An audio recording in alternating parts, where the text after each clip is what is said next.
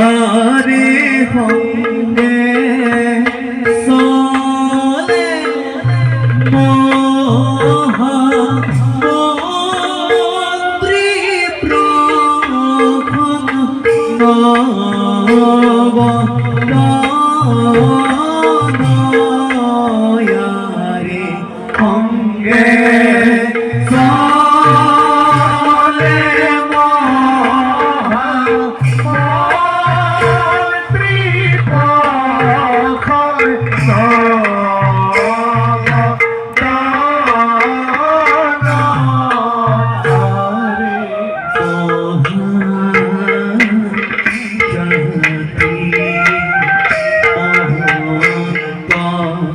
রাজা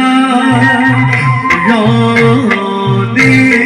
তোর নিবারা আরে রামা হরি রামা হরি बोला मेरा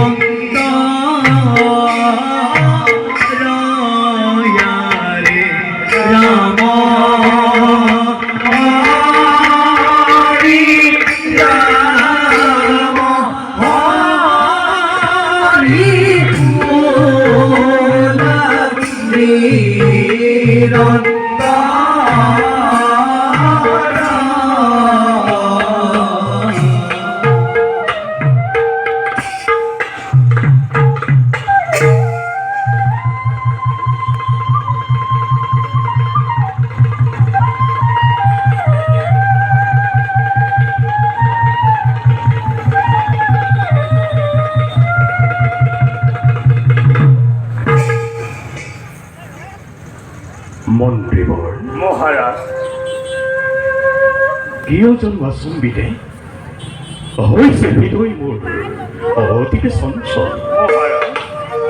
রাজভোগ বিলাস হেৰাল সকলো স্পৃহা জাগি মহাৰাজ ৰজা হৈও লাগে মোৰ নাই যদি কিবা আছিল না মহাৰাজ এই বিশাল সাম্ৰাজ্যৰ অধিপতি আপোনাৰ সুশাসনৰ ফলতে সকলো প্ৰজাই আজি বসবাস কৰিছে শান্তিৰে সাম্ৰাজ্যৰ প্ৰজাগণ আপোনাৰ পুত্ৰস্বৰূপ এনেস্থলত মহাৰাজ বাৰু কোৱাচোন মন্ত্ৰী মহাৰাজ সকলোবোৰ কথাবোৰ বাস্তৱত পৰিণত হয়নে কেতিয়াবা মহাৰাজ মনৰ উদ্ভ্ৰান্ত বাসনাবোৰে মূৰ্তি মন্তহত দেখা দিয়ে গভীৰ নিদ্ৰা সেয়াই সপোন সপোনত নেদেখো কোনো সত্যৰাল মহাৰাজ মোৰ সপোন কাহিনী মহাৰাজ বিতুপন ৰূপৱতী তৰুণ যুৱতীয়ে পৰি আছে গভীৰ গৰ্ত মহাৰাজ পৰিত্ৰাণৰ হেতু পৰিহাৰ্যনাথ ৰক্ষা কৰ বুলি তৰুণীৰ শুনিয়াৰ্থনাথ কাষ চাপি গলো মই দুই হাত মেলি কিন্তু ধৰ কৰোঁতে কিবা কেইখন শব্দত মই সাৰ পালোৱা চকিতে